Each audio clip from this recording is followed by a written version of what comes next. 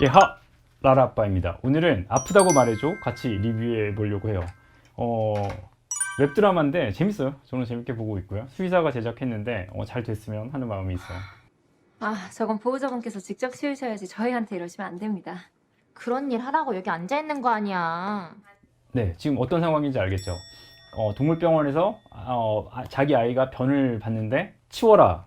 그래서 직접 치워주세요 했더니 야, 그런 일을 하라고 있는 거 아니야? 와, 대박. 어떻게 생각하세요?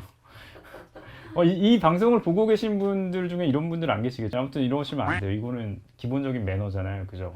어딜 가든 부탁할 수 있는데, 저는 외부의 식당에 가잖아요. 그러면 마치 저는 서비스를 하러 온 사람 같아요. 이렇게 예를 들면 물도 제가 당연히 다 갖다 먹고 진짜 뭘 하든 이렇게 공손하게 하고, 그 이유는 그분한테 잘하려고 하고 그분을 약간 뭐 리스펙트하고 이런 마음도 있지만, 제가 만약에 막 하면 보호자들이 봐서 저희 선생님한테 막 할 것 같고 저희한테 막 할 것 같고 이게 되게 커요. 그러니까 사실 본인이 만약에 딴 사람한테 이렇게 하면 저는 이건 당한다고 생각해요.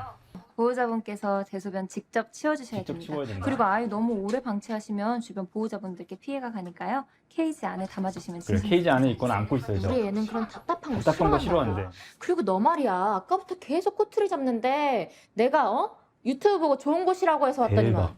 만약에 직원들에게 어떤 아주 보호자가 와서 이렇게 비판이구나. 얘기한다면 저희는 내보낼 거예요. 진짜 내보냅니다. 저기요. 저기요, 또 나왔다. 와우, 무섭죠. 우리 저기요. 사랑이 진료 언제 봐요? 지금 애가 아파서 낑낑거리잖아요. 그리고 제가 먼저 왔는데 왜? 오케이, 나 많이 이거는 먼저 인정. 이해가. 이럴 수 있어, 이럴 수 있어. 이거까지는. 아까 변은 이해를 못했는데 이거는 그래, 이해할 수 있죠. 오래 기다리고 화나죠. 그래요, 그럴 수 있어요. 이거는 보호자님 그러실 수 있다고 생각해요. 예, 그러실 수 있어요. 조금 더 잘했으면 좋겠지만 저는 이 보호자님은 이해가 가요. 그건 저희가 예약하신 보호자님들 순서대로 진료. 아니, 제 말은 제가 먼저 왔으니까 저를 먼저 봐주셔야죠. 우리 애 지금 응급이라고요. 자, 이 방송 이걸 보고 제가 느낀 건데, 이 보호자분들은 여기서만 이럴까요? 이 병원에서만 안 그래요. 어느 병원을 가든 이렇게 돼요. 그럼 왜 이렇게 될까요? 이분들도 여기에 길들여진 거예요. 무슨 말이냐면, 나 멀리서 왔으니까 진료비 할인해 주세요. 아니면 우리 애 먼저 봐달라고 했잖아요 했더니 진짜 먼저 봐주고, 글 올릴 거예요 라고 하면 실제로 많은 병원에서, 특히 개원한 지 얼마 안 된 이런 병원들, 뭐 이런 병원들에서 악플이 달리거나 커뮤니티라든가 뭐 여러 가지 댓글에 악플이 달리면 확실히 매출이 확 줄어요.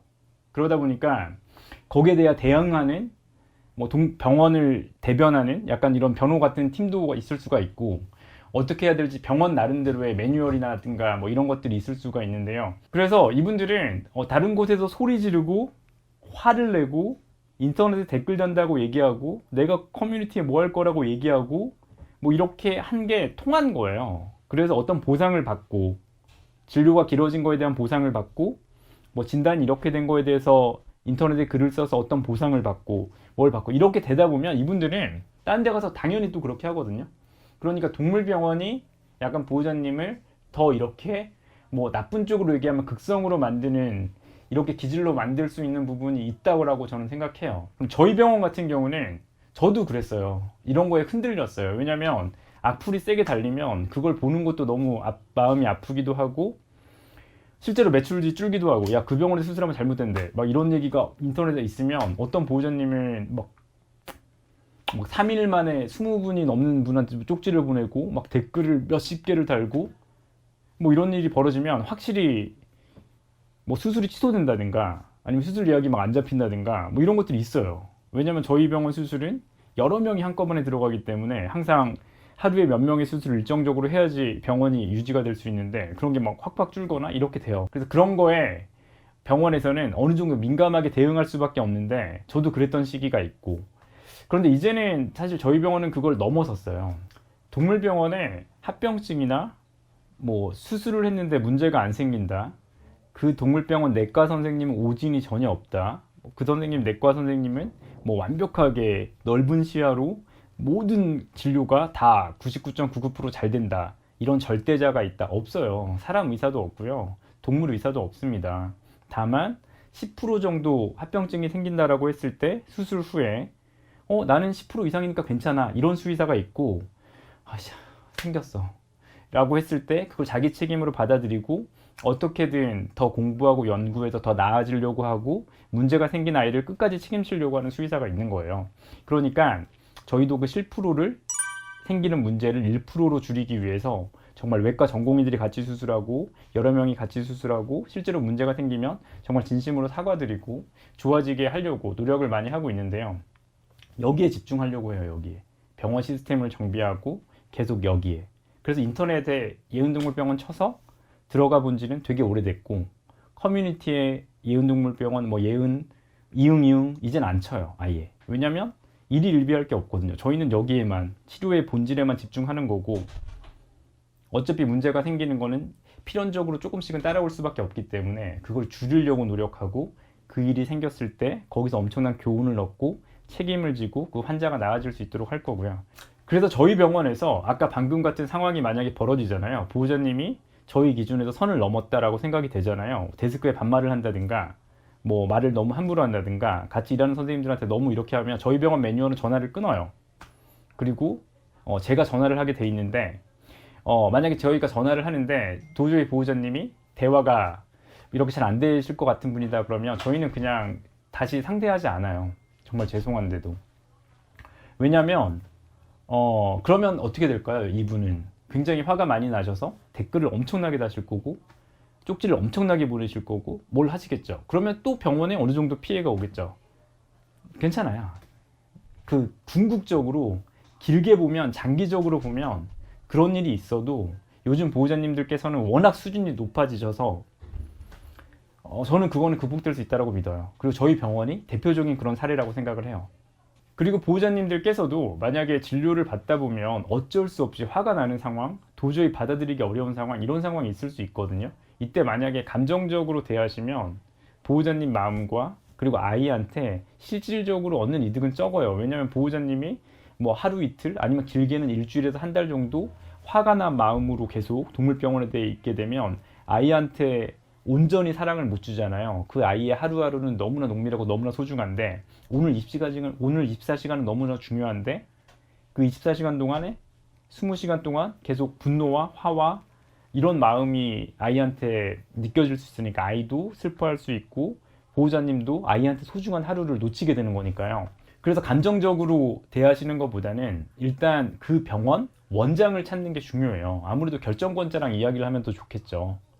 냉정하게 얘기를 한번 해보시고 저희 병원에서 만약에 보호자님께서 진료를 받으시다가 불편한 점이 생기시면 리셋 선생님들한테 제 개인 핸드폰 번호를 알려달라고 하면 알려주세요. 그런 일이 생겼다면.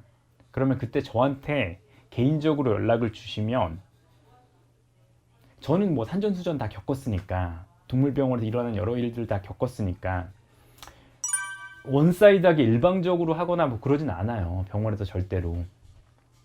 합리적인 방법을 찾아서 그리고 실제로 저희가 잘못한 게 있으면 정말 진심으로 사과를 드릴 거고요.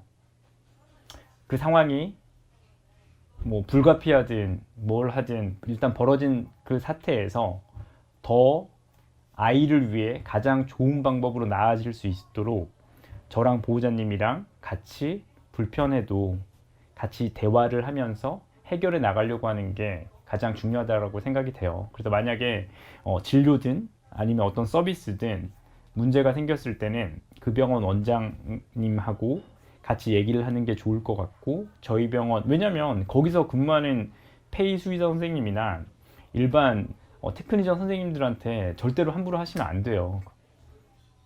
차라리 원장한테 소리를 지르시고 원장이랑 얘기를 해보는 게 저는 좋을 것 같아요. 그래서 저희 병원 기준으로는 제 개인 핸드폰 번호를 달라고 해서 저한테 얘기를 해주시면 제가 직접 보호자님께 사과드릴 점을 사과드리고 어떻게 하면 아이를 위해서 더 나은 선택을 지금부터 할 수 있을지 같이 정말 고민을 해볼게요.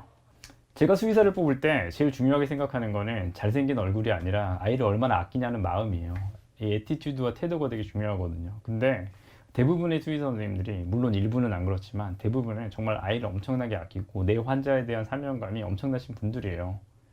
보호자님도 당연히 그렇잖아요. 세상 누구보다 보호자님이 아이를 사랑하고 아끼고 정말 뭐든지 해주실 수 있는 분들이시잖아요. 같은 편이에요. 한 배를 탔습니다. 같이 가야 돼요. 그래서 신뢰할 수 있는 주치의가 있는 보호자님들은 축복받으신 거죠. 운이 좋으신 거죠. 근데 많은 분들이 그렇진 않죠. 유목민처럼 이병헌, 전병헌 이렇게 돼 있죠. 좋은 선생님 만났으면 좋겠고요.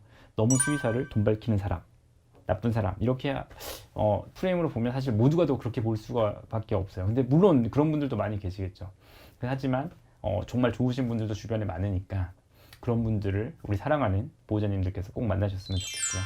긴 영상 시청해 주셔서 감사해요. 오늘 하루도 행복한 하루 되세요.